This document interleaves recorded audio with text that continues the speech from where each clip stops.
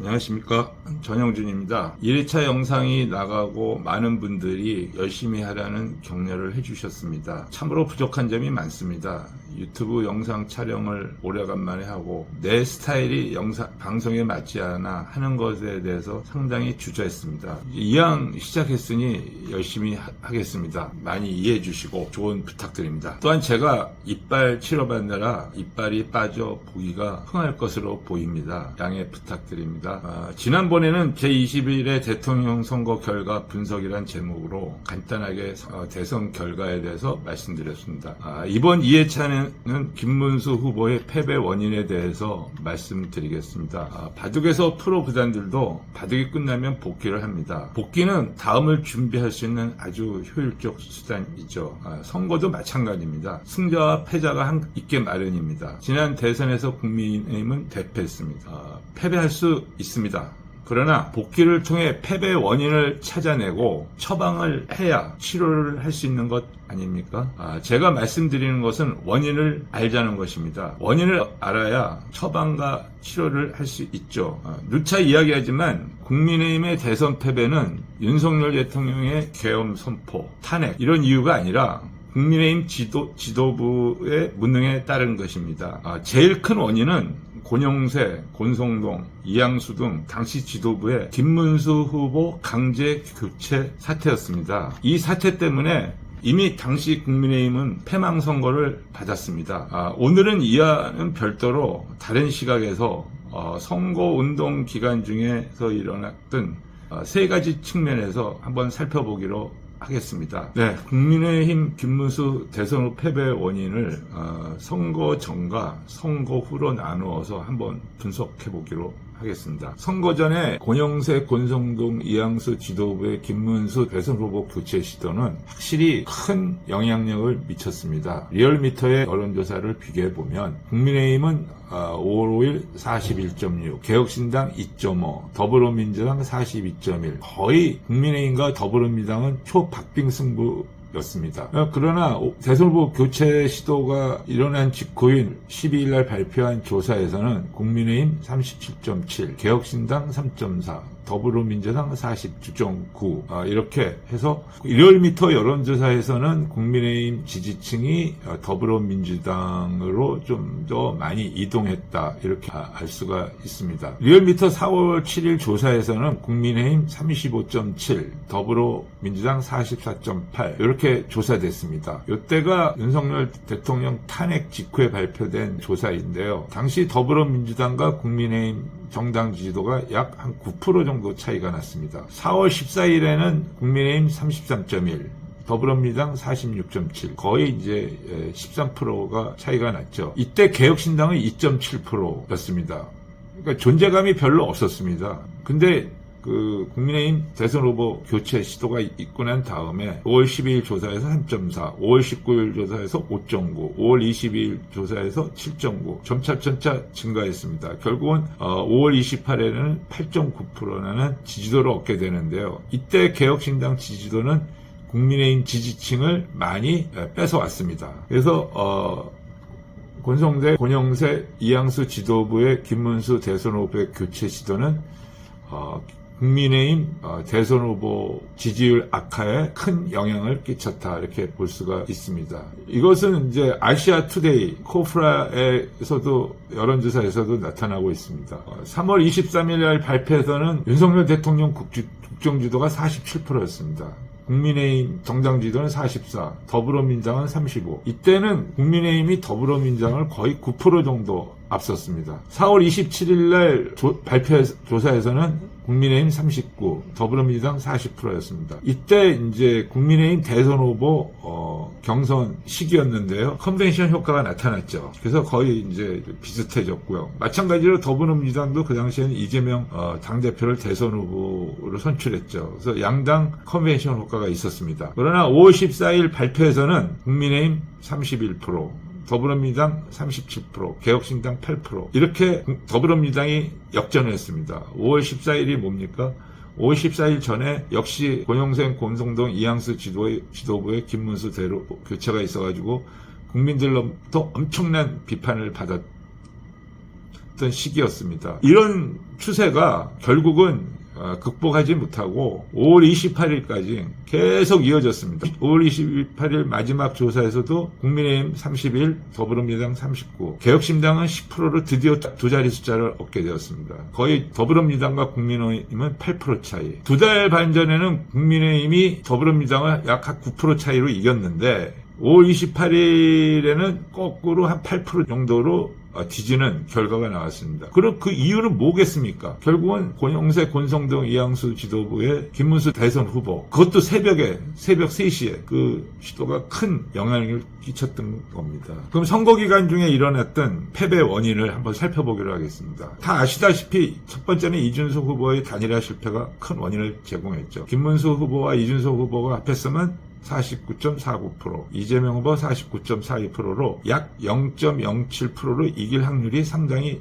높았습니다. 그러나 이준석 후보가 단일화에 응할 명분이 없었습니다. 왜냐하면 윤석열 대통령과 친에 대한 반감이 워낙 컸기 때문에 단순하게 승리만을 위해서 김문수 후보에게 양보할 수 있는 명분은 없었습니다. 그렇다고 국민의힘 측에서 또 이준석 후보를 위해서 양보를 할 수 없는 거죠. 정당 지지도나 후보 지지도 차이가 워낙 큰데 어떻게 큰 정당에서 작은 정당 후보에게 자리를 양보하겠습니까? 그리고 또 두 번째는 국민의힘 김문수 대선 후보 공천 취소 사태로 인해서 국민의힘을 이탈한 지지자를 설득할 명분이 없었습니다. 그때 이탈한 지지자들이 엄청난 분노를 하고 있었습니다. 그래서 국민의힘이 대선에서 져도 우리 절대 후보 단일화를 하면 안 된다는 압박이 이준석 후보한테 엄청나게 갔던 것으로 알려졌습니다. 그래서 이런 상황에서 이준석 후보가 국민의힘 지지자를 이탈한 지지자, 자기를 오랫동안 지지했던 지지자를 설득할 수 있는 명분이 없었죠. 세 번째는 홍준표 전 대구시장이 말씀한 대로 이준석에 대한 투표는 사표가 아니라 미래에 대한 투자. 이게 이제 5월 26일 한 발언인데요. 이 말은 뭐냐면 이준석 후보의 미래에 대한 야망이 컸다는 겁니다. 이준석 후보가 이번에 저도 의미 있는 득표를 얻으면 미래는 나의 것이 될 것이라는 그런 야망을 갖고 있었기 때문에 후보 단일화에 응할 수 없었다. 이렇게 저뿐만 아니라 많은 정치평론가들이 그렇게 지금 해석하고 있습니다. 그 두 번째 패배 원인은 우리 전통적 기반인 중도 보수 저수지 PK 민심의 이탈입니다. PK는 전체 유권자의 약 15%, 이번에는 14.8%를 차지했는데요. PK는 항상 선거에서 캐스팅 보트 역할을 해왔습니다. 이번에도 결국은 캐스팅 보트 역할을 했죠. 표를 보듯이 선거 기간 김문수 후보가 PK에서 50% 이상 지지도를 기록한 적이 거의 없었습니다. 지난 대선에서는 PK에서 윤석열 후보가 58.25%를 득표했죠. 그리고 TK에서는 75.14%를 득표했습니다. 그러나 이번 대선 기간 중에서 국민의힘 김문수 후보는 PK에서 50%를 기록하지 못했어요. 이길 방도가 없죠. 전통적 지지 기반인 PK에서 50% 이상을 얻지 못하면 이길 수가 없는 것입니다. 그렇다고 전통적 국민의힘 지지층이 이재명을 지지했냐? 그렇지도 않습니다. 이준석 후보로 많이 이동했습니다. 그래서 김문수 후보와 이준석 후보를 둘이 합치면 이재명 후보의 득표를 압도하고 지난 대선에서 윤석열 후보가 얻은 58.25와 거의 비슷한 수준에 이른다, 이렇게 볼 수가 있는데 PK분들의 기질이 상당히 정치적 사안에서 적극적입니다. 상당히 목소리도 높고요. 그래서 싫은 거 싫다, 좋으면 좋다, 이런 기질이 항상 갖고 있죠. 그래서 이런 기질은 수도권 및 충청권 출향민들한테도 영향을 미칩니다. 그래서 PK 지지율이 좀 높으면 수도권 지지도도 높아지고 충청권 일부 지역도 높아집니다. 그래서 이 PK의 민심이 선거에서는 상당히 중요하다 할 수 있습니다. PK의 21대 대선 투표자 수는 20대 대선에 비해서 약 9만 명이 증가했습니다. 9만 명이 증가했는데 투표 비율은 전체적으로 봤을 때 0.24% 감소했습니다. 그러니까 인구는 증가했지만 전체적인 PK 인구에 비해서 0.24%가 감소했다는 것은 이번 투표에 별 관심이 관심을 갖지 않았다는 사람이 좀 많이 있었다는 겁니다. 그리고 이준석 후보에 대한 PK 지지가 TK보다 높았던 이유는 상식과 경험을 중요시하는 PK가 김문수 대선 후보 취소 결정에 대한 반감이 엄청 컸었다. 그래서 이런 반감 때문에 이준석 후보로 표심이 이동했다. 이렇게 해석할 수가 있습니다. 그리고 또 이번 대선의 특징은 PK 표심을 이끌 상징적 인물이 김문수 후보 캠프 선대에 없었습니다. 통상 보면은 고루고루 이렇게 선대위에 포진을 하는데 이번에는 PK 인사들이 선대위에 없었어요. 예를 들면 PK를 상징할 수 있는 김무성 대표, 김현철 씨, 아니면 경남을 대표할 수 있는 이주영 전 국회의장 같은 분들이 선대위 앞에 포진해가지고 적극적으로 선거운동을 했었다면 이준석 후보한테 갔던 표심을 김문수 후보 쪽으로 오게 할 수 있지 않았겠나, 전 그렇게 생각이 듭니다. 그래서 6월 2일 날 마지막 유세를 김문수 후보가 부산역 광장에서 시작해가지고 쭉 경부선 라인을 타고 이렇게 서울에 도착했죠. 그때 이제 김문수 후보와 박근혜 전 대통령이 손을 잡고 그런 모습을 지지자들한테 보여줬습니다. 근데 좀 아쉬웠던 것은 김문수 후보, 박근혜 전 대통령, 김무성 전 대표가 같이 손을 잡는 모습을 보여줬더라면 PK 민심이 조금 돌아설 수 있지 않았는가 하는 그런 아쉬움이 있습니다. 그래서 여기 표를 보더라도 나옵니다. 지난 대선에서 윤석열 대통령이 전국적으로 48.56%를 얻었고요. 부산에서는 58.25%, 울산에서는 54.41%, 경남에서는 58.24%를 득표했습니다. 21대 대통령 선거에서는 국민의힘 김문수 후보가 전체적으로 41.15%, 부산에서는 51.39%, 울산에서는 47.57%, 경남에서는 51.99% 이렇게 득표를 했는데요. 또 후보가 PK에서 부산 7.55%, 울산 8.51, 경남 7.47을 득표했습니다. 그러니까 전국에선 8.4%를 얻었는데 유독 울산에서만 전국 득표율보다 많은 8.51%를 얻었습니다. 지난 대선에서는 윤석열 대통령이 울산에서 54.41%를 득표했습니다. 상당히 많이 득표를 했죠. 근데 이번에 울산에서 47.57%, 이렇게 득표를 못했습니다. 이건 어떻게 해석하냐면 울산에 있는 친국민의힘 성향의 노동자들이 이준석 후보에게 투표를 많이 했다는 것으로 해석할 수가 있습니다. 그 다음에 세 번째는 이준석 후보의 젓가락 발언도 김문수 대선 후보의 패배에 큰 영향을 미쳤다, 이렇게 해석할 수가 있습니다. 이준석 후보의 1차 방송 토론회가 지지도 상승에 큰 기여를 했다는 것은 이미 언론에 다 보도되었습니다. 5월 18일 방송 3사 주최 1차 방송 토론회 직후 이준석 후보는 일부 진보층의 지지 등을 흡수하면서 지지도가 급상승했습니다. 당시 여론조사 발표를 보면 펜앤마이크 여론조사 공정의 5월 16일 발표를 보면 김문수 후보 39.5, 이준석 후보 7.3%였는데 방송 직후에 발표된 여론조사를 보면 김문수 후보 41.1, 이준석 후보 9.2, 그러니까 1주 전 조사보다도 약 2% 정도 상승했습니다. 면접조사 방식인 한국갤럽에서도 그렇게 나타나고 있습니다. 5월 16일 조사에서는 김문수 29, 이준석 8%였는데 5월 23일 날 발표에서는 김문수 36, 이준석 10% 이렇게 해가지고 이준석 후보가 2% 상승했습니다. 상세하게 분석을 해보면 진보층에서 이준석 후보를 지지한 거로 이렇게 나오고 있습니다. 이준석 후보의 젓가락 발언으로 결국은 상승세가 꺾였습니다.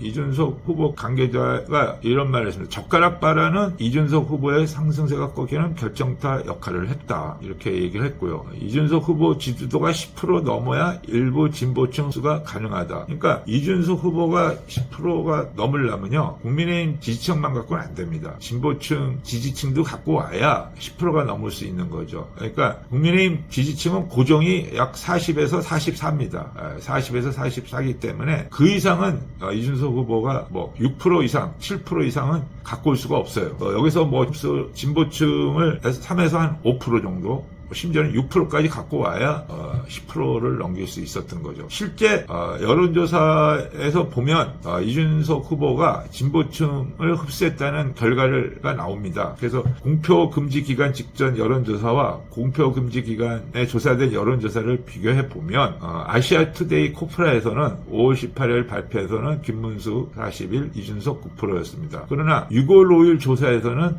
김문수 후보 42.7, 이준석 후보 5.7, 이렇게 해가지고 이준석 후보가 3.3% 하락했습니다. 하락폭이 김문수와 이재명 후보 쪽으로 이동했다고 볼 수가 있습니다. 아시아투데이 코프라 조사에서는 JTBC와 메타보이스의 조사에서는 5월 28일 발표에서는 김문수 후보 35, 이준석 후보 12, 6월 3일 날 발표에서는 김문수 37, 이준석 7%입니다. 김문수 후보는 약 2% 정도 상승한 반면 이준석 후보는 약 5%가 하락을 했습니다. 이 5%가 이재명 후보와 김문수 후보 쪽으로 이동했음을 여기서 알 수 있습니다. 그러니까 좀 아쉬운 게 이렇습니다. 만약에 이준석 후보의 젓가락 발언이 없었으면 김문수 후보가 이긴다는 보장은 할 수 없었지만 그렇게 8%까지 차이 나는 그런 결과는 아니었을 거라고 봅니다. 최소 한 1, 2%, 2, 3% 정도 차이로 이재명 후보에게 패배하는 거의 초박빙 승부를 연출할 수 있었다. 이렇게 좀 추측할 수 있겠습니다. 그래서 그 이준석 후보의 젓가락 발언으로 표심이 어떻게 이동했는가 한번 살펴보면 일부 ARS 조사와 면접 방식을 상세 분석해보면 약 3, 4%의 샤이 보수가 있었습니다. 항상 없음 모름층이 3, 4%였는데